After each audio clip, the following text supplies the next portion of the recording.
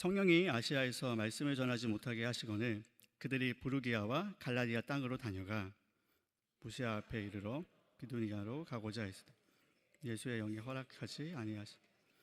무시아를 지나 드로아로 내려갔는데 밤에 환상이 바울에게 보이니 마게도냐 사람 하나가 서서 마게도냐로 건너와서 우리를 도우라. 바울이 그 환상을 보았을 때 우리가 곧 마게도냐로 떠나기를 힘쓰니 이는 하나님이 저 사람들에게 복음을 전하라고 우리를 부르신 줄로 인정함이로라. 우리가 드로아에서 배로 떠나 사모드라게로 직행하여 이튿날 네아폴리로 가.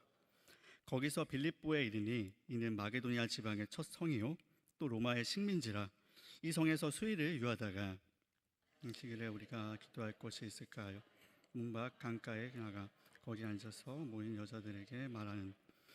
두아디라 시에 있는 자색 옷감 장사로서 하나님을 섬기는 루디아라 하는 한 여자가 말을 듣고 있을 때 주께서 그 마음을 열어 바울의 말을 따르게 하신지라. 그와 그 집이 다 세례를 받고 우리에게 청하여 이르되 만일 나를 주 믿는 자는 알고는 내 집에 들어와 유하라 하고 강권하여 머물게 하니라. 아멘.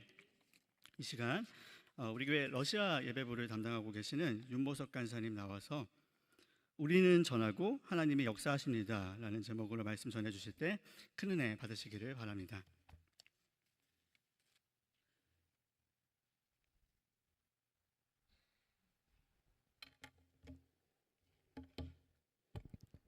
할렐루야. 세계적인 역사학자 아놀드 토인비는 사도 바울이 유럽에 복음을 전파한 그 내용을 중심으로 이렇게 기록을 하면서 이런 취지로 말했습니다. 사도 바울을 싣고 간 그 배는 유럽, 곧 서구 문명을 싣고 간 배다.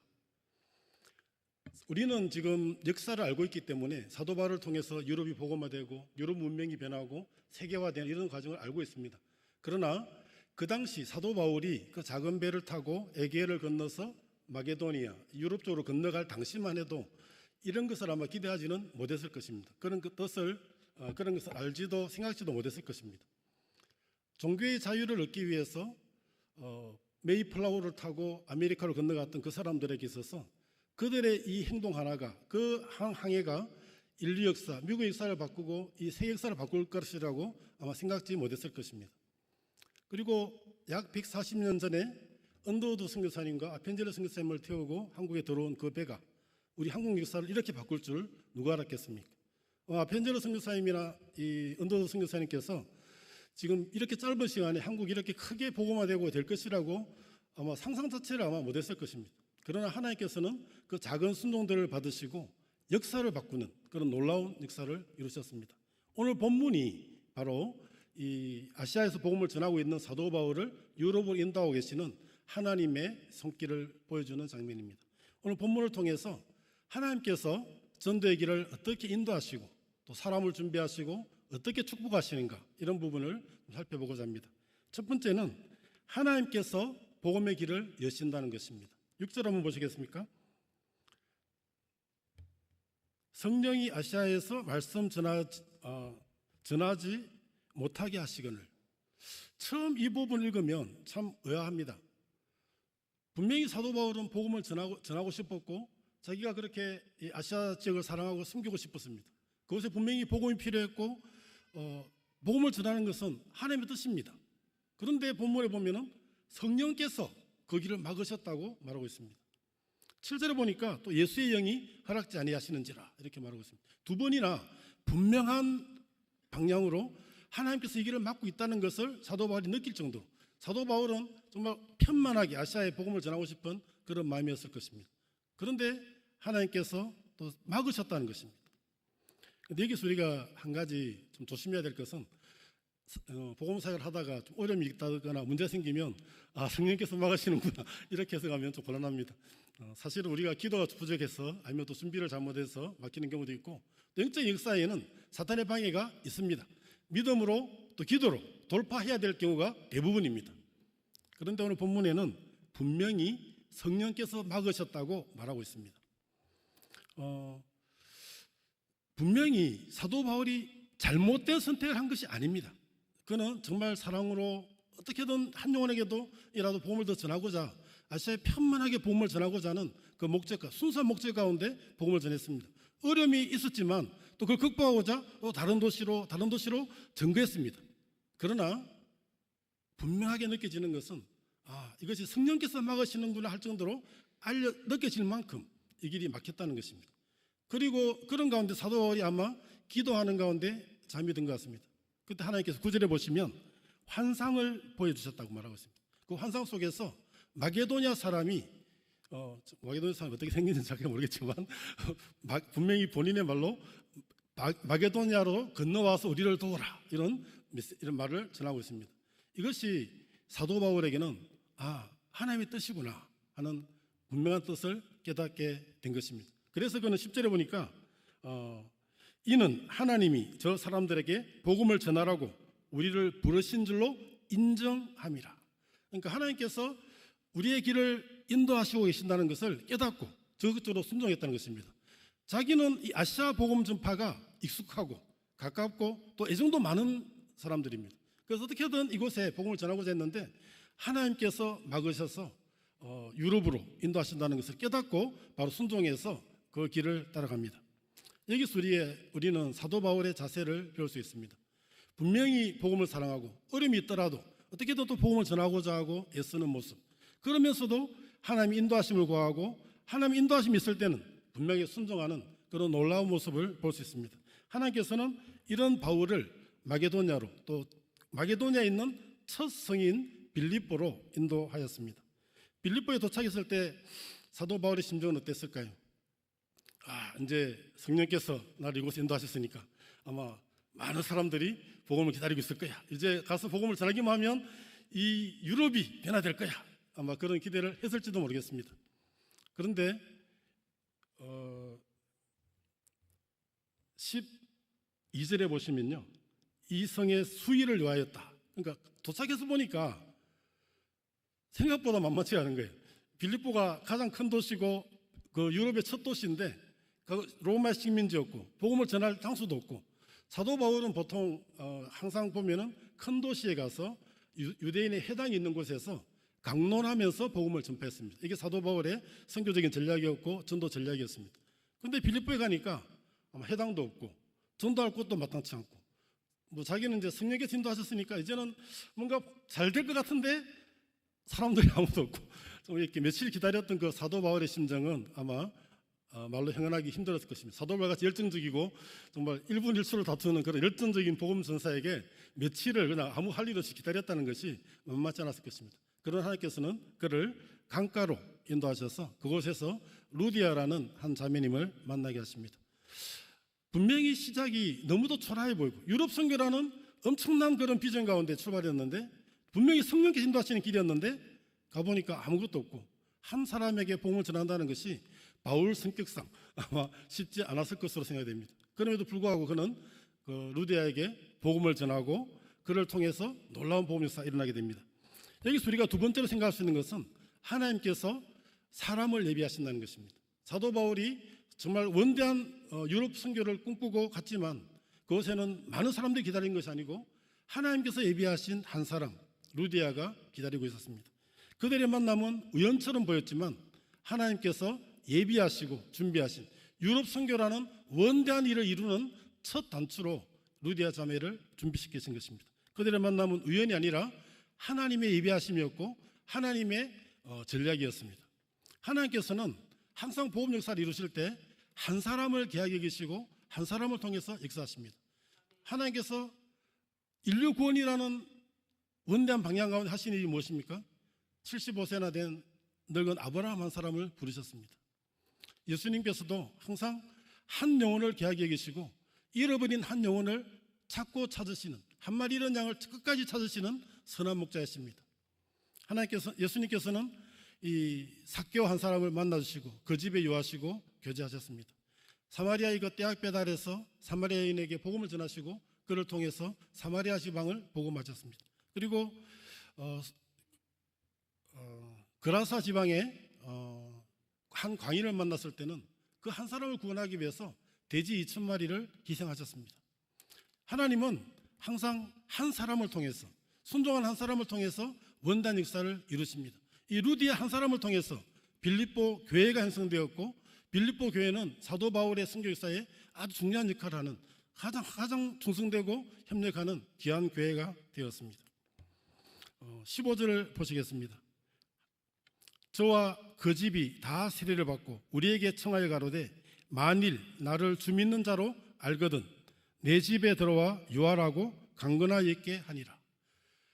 루디아 한 사람의 변화로 끝나지 않습니다. 루디아를 통해서 온 가정이 복음화되었고, 그 가정을 통해서 아까 얘기한 빌립보 교회가 형성이 되고, 이 빌립보 교회는 유럽 선교와 세계 선교의 전초기지가 되는 놀라운 역할을 하게 됩니다. 이처럼 하나님의 역사는 하나님께서 친히 복음의 길을 인도하시고, 하나님께서 사람을 예비하시고, 하나님께서 한 사람의 순종을 통해서 놀라운 역사를 이루신다는 것입니다. 우리가 다음 세대를 위해서 기도하고 섬기고 하는 것이 바로 이런 것입니다. 그들을 통해서 하나님이 어떤 일을 하실지 지금 당장은 보이지 않습니다. 그러나 하나님께서 이들을 통해서 원대한 일을 하실 줄을 믿기 때문에 이들에게 시간과 기도와 물질을 투자하면서 섬기는 것입니다. 이것이 바로 하나님의 역사고 하나님께서 이루어 가시는 놀라운 전도 역사, 선교 역사인 것입니다. 제가 이 본문을 준비하면서 한 자매가 떠올랐습니다. 첫 사진 한 장 보시겠습니까? 첫 번째 사진. 방송실에 준비가 안 됐습니까?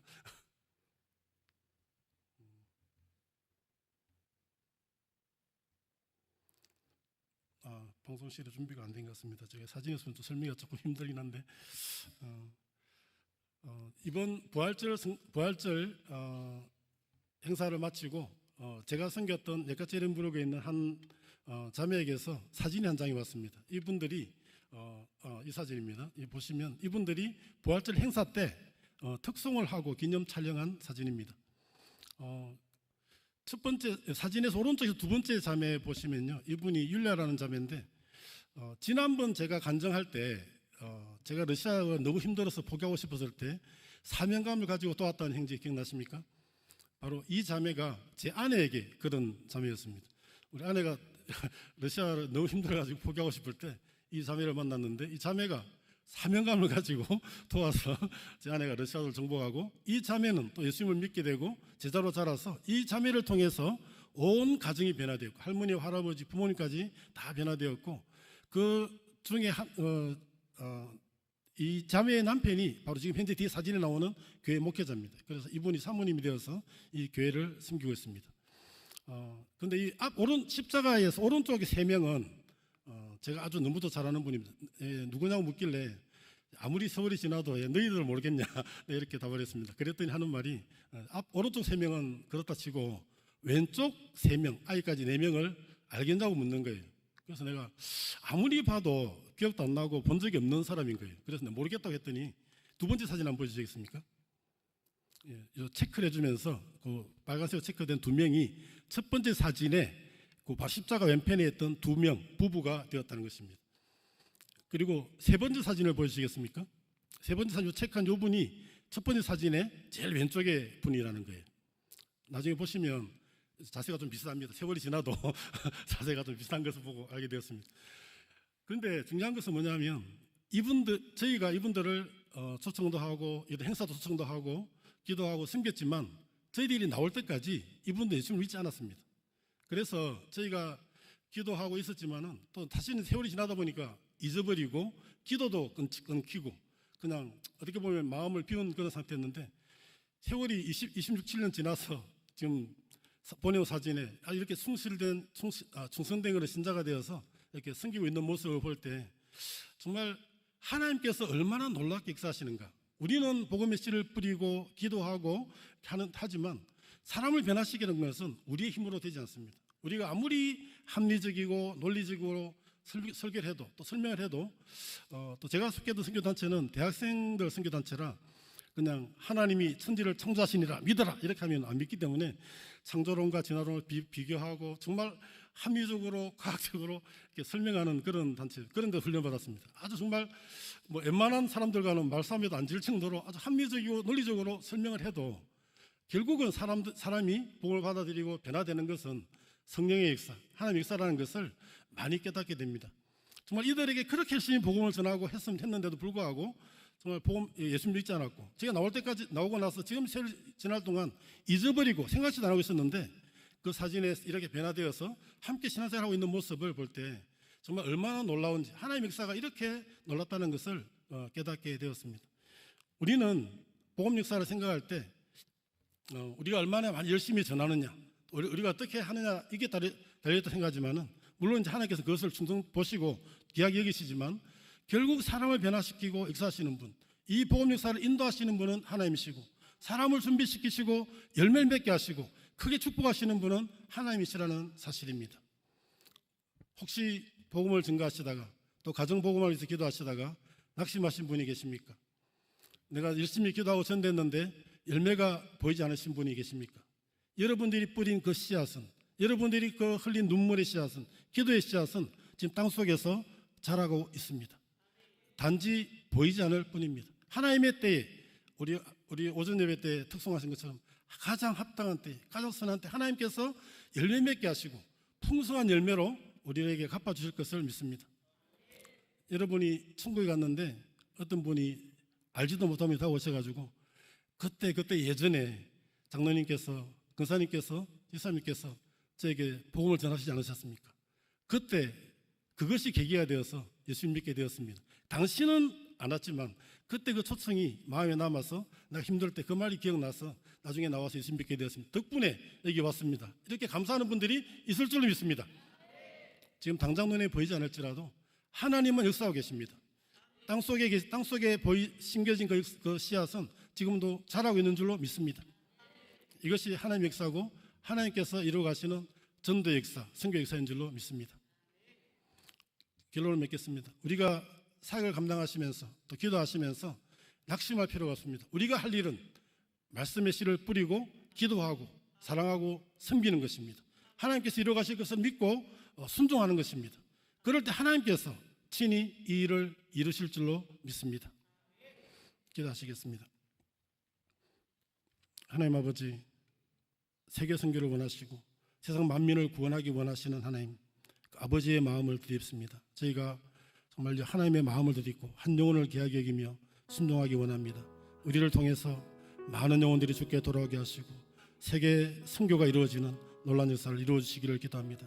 우리 교회를 축복하시고 좀 우리의 교회의 비전대로 만 명의 목장을 이루게 하시고 1000명의 선교사를 파송하는 놀라운 교회가 될 수 있도록 도와주시기를 간절히 기도합니다. 우리 각자가 현지 선교사로서 정말 영혼들을 섬기는 전도자로서 사도 바울같이 열심을 품고 전도하게 하시고 하나님께서 이루어가신 것을 믿고 복음의 씨를 뿌리는 귀한 삶을 살 수 있도록 축복해 주시기를 간절히 기도합니다.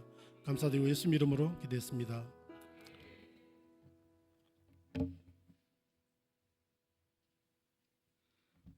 우리 받은 말씀